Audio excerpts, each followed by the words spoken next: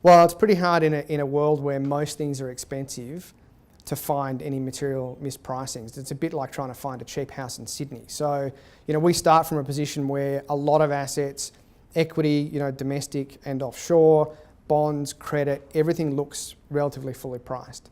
We think that value, so the value style of investing probably looks okay. It's underperformed sort of momentum growth strategies for a number of years. So, assets or portfolios with a value tilt probably look a bit better than most. And foreign currency, as an Australian investor, having some of your portfolio in non-Aussie dollars is probably not a bad diversifier at this point. Our view is that the Aussie dollar is overvalued, and there's a few reasons for that.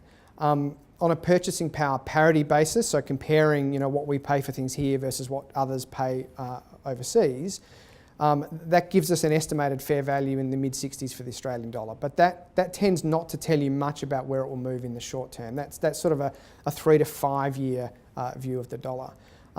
The short term tends to be driven by interest rate differentials.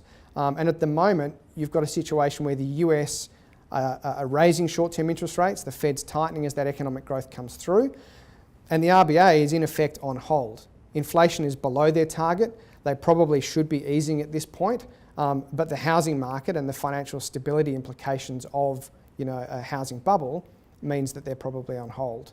So as those interest rate differentials close, as the US raises rates and our rates stay on hold, that should also put downward pressure on the Australian dollar in the short term.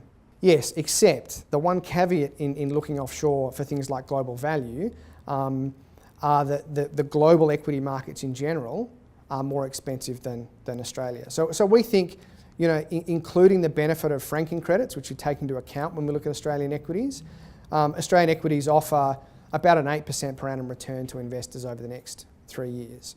So, it's not bad, but it's probably just on the expensive side of fair.